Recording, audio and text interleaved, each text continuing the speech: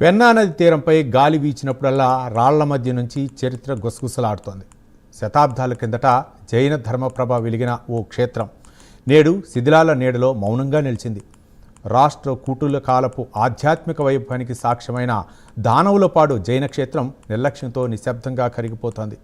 పర్యాటకంగా అపార అవకాశాలు ఉన్న అభివృద్ధి అడుగులు మాత్రం కనిపించడం లేదు.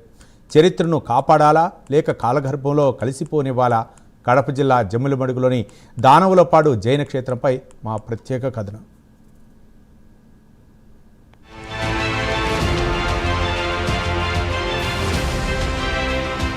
కడప జిల్లాలో జమ్మలమడుగు మండలం నుంచి సుమారు 5 కిలోమీటర్ల దూరంలో పొలిమేరల్లో నిశ్శబ్దంగా నిద్రిస్తున్న దానవులపాడు జైన క్షేత్రం ఒకప్పుడు ఆధ్యాత్మిక కాంతితో కళకళ్లాడిన స్థలం. రాష్ట్ర కూటరాజు నిత్యవర్షేంద్రుడి కాలం పాలనలో ఈ ప్రాంతం జైన స్థావరంగా వెలుగొందింది. కాలగర్భంలో మాయమైపోయిన ఆ మహిమాన్విత చరిత్ర ఇప్పుడు శిథిలాల మధ్య మనల్ని పిలుస్తోంది. పెన్నా నది ఒడ్డునుండడంతో తరచూ వరదలకు గురైన ఈ క్షేత్రం ఇసుక మేటల్లో కూరుకుపోయింది. శతాబ్దాల పాటు మౌనంగా ఉన్న ఈ జైన క్షేత్రం 1903లో చేపట్టిన తవ్వకాల్లో మళ్లీ వెలుగులోకొచ్చింది. ఇప్పటి వరకు నేల కింద దాగి ఉన్న శిల్ప సంపద ఒక్కసారిగా చరిత్ర ప్రేమికుల్ని ఆశ్చర్యపరిచింది.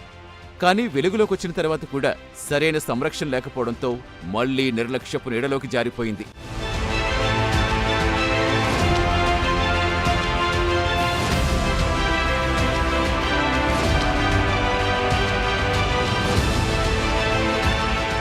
పది అడుగుల ఎత్తులో గంభీరంగా నిలిచిన పార్శ్వనాథుడి విగ్రహం ఇక్కడ ప్రత్యేక ఆకర్షణగా నిలుస్తుంది.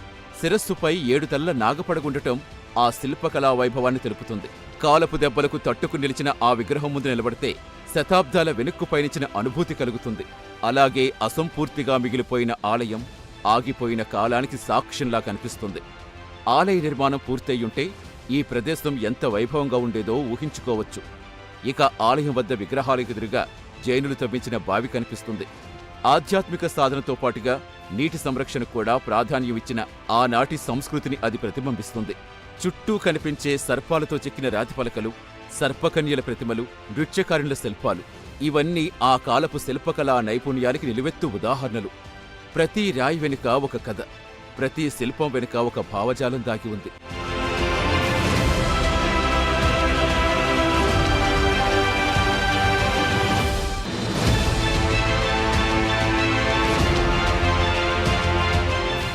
మరోవైపు సుమారుగా 1.5 కిలోమీటర్ల పొడవును నిర్మించిన రాతికట్ట ఈ క్షేత్ర వైభవం తెలుపుతుంది. భక్తులు పెన్నా నదిలో స్నానం చేసేందుకు ఏర్పాటు చేసిన 18 తాపలు ఇప్పటికీ కనిపిస్తాయి. ఆ తాపల ఇరువైపులా చెక్కిన ఏనుగులు, సర్పాలు, నృత్యకారుల బొమ్మలు చూడగానే కళాకారుల సృజనాత్మకత ఆశ్చర్యపరుస్తుంది. ఇది కేవలం ఆధ్యాత్మిక కేంద్రం మాత్రమే కాదు, కళావైభవానికి కూడా నిలయమని చెప్పొచ్చు. తవ్వకాల్లో బయటపడ్డ కొన్ని అరుదైన విగ్రహాలను చెన్నైలో మ్యూజియానికి తరలించి భద్రపరిచారు. అవి అక్కడ సంరక్షణ పొందుతున్నప్పటికీ వాటి అసలు స్థలం మాత్రం ఇక్కడే శిథిలావస్థలో ఉండటం బాధాకరం.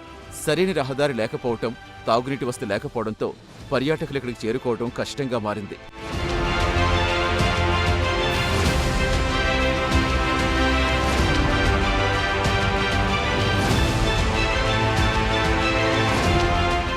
ఇక పార్శ్వనాథుడి విగ్రహాన్ని ఆకతాయిలించి రక్షించేందుకు 10 ఏళ్ల క్రితం ఒక గది నిర్మించి ఇనప కడ్డీల తలుపు ఏర్పాటు చేశారు. రోజూ తాళం వేసుంచుతున్నారు. రక్షణ కోసం వేసిన తాళంతో ఒక విధంగా ఈ క్షేత్రం మోగబందీ అయినట్టుగా కనిపిస్తుంది. చరిత్రను కాపాడాలి అనే ప్రయత్నం ఉన్నప్పటికీ అభివృద్ధి దిశగా అడుగులు పడకపోవడం స్థానికులను కలవరపెడుతుంది. ఎప్పటికైనా ప్రభుత్వం దీనిపై దృష్టి పెట్టాలని విజ్ఞప్తి చేస్తున్నారు. జైన తీర్థంకరులు పార్శ్వనాథుడి విగ్రహమే కాక చుట్టుపక్కల నాగకన్యకల విగ్రహాలు ఉన్నాయి, ఆ శిలా శాసనాలు ఉన్నాయి. ఆ జైన మతస్థులకు సంబంధించినటువంటి చరిత్ర, గొప్ప చరిత్ర అక్కడ ఉంది. మరి దీన్ని కడప జిల్లాలో ఎందుకు దీని యొక్క ప్రత్యేకతను పైకి తీసుకురాలేకపోతున్నారు అని ఒకసారి ఆలోచించేస్తే చాలా బాధ కలుగుతుంది. ఎందుకంటే ప్రభుత్వాలు ఉన్నాయి, ప్రభుత్వాలు అనేక రకాలైనటువంటి వ్యయాలు పెడుతున్నాయి. మరి గతంలో ఉన్నటువంటి చరిత్రను బయటికి తీసుకొచ్చి ఇప్పుడు నవీన ఆధునిక యుగానికి ఎందుకు పరిచయం చేయలేకపోతున్నది అన్నది ఒక బాధ కలుగుతుంది. ఏదేమైనప్పటికీ కూడా అక్కడ ఉన్నటువంటి జైన తీర్థంకరుడు 10 అడుగుల విగ్రహం కానివ్వండి, శిలా శాసనాలు కానివ్వండి, రాష్ట్ర కోటుల కాలంలో జరిగినటువంటి అభివృద్ధి కానివ్వండి, జైన మతస్థులకు సంబంధించినటువంటి చరిత్ర కానివ్వండి, భావితరాలకు ఇప్పటి తరానికి తెలియజేయాల్సినటువంటి బాధ్యత సంబంధిత అధికారుల మీద ఉంది.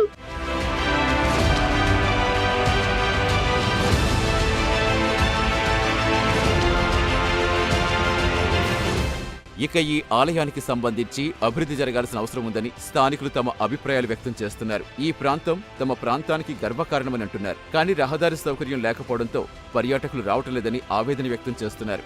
ఇప్పటికైనా ప్రభుత్వం పట్టించుకుని అభివృద్ధి చేస్తే ఇది ప్రముఖ పర్యాటక కేంద్రం అవుతుందని ఆశిస్తున్నారు. పురావస్తు శాఖ ముందుకొచ్చి పరిరక్షణ చర్యలు తీసుకుంటే జైన చరిత్రకి ఇది కీలక కేంద్రం అవుతుంది. పెన్నా తీరం పర్యాటకంగా అభివృద్ధి చెందుతుందని చెబుతున్నారు. చాలా మంది పర్యాటకులు అయితే వస్తున్నారు, కానీ సరైన వసతులు, సరైన రహదారి లేక కూడా వెనుదిరిగి వెళ్ళడం జరుగుతుంది. కనుక రాష్ట్ర కేంద్ర ప్రభుత్వాలు ఈ గుడిని గుర్తించి తగినటువంటి ఈ గుడికి కావలసినటువంటి రహదారి విషయంలో అయితేమి, ఈ గుడికి కావాల్సినటువంటి కరెంటు విషయం అయితేమి, ఈ గుడికి కావాల్సినటువంటి నీరు విషయం అయితేమి, అన్ని విధాలుగా ఈ గుడికి సౌకర్యాలు ఏర్పాటు చేస్తే పర్యాటకులు అనేవారు చాలా మంది ఇక్కడికి వస్తారు.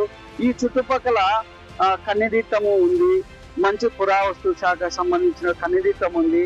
అలాగే బెలూన్ గుహలు దగ్గరలోనే ఉన్నాయి. ఈ పెద్దముడియం సంబంధించిన దగ్గరలోనే ఒక చెన్నకేశ్వర స్వామి పురావస్తు శాఖ సంబంధించినటువంటి టెంపుల్ కూడా ఉంది. అలాగే ఇక్కడ నయనాలప్ప కోణాన్ని కూడా ఇక్కడ దగ్గరలోనే ఉంది.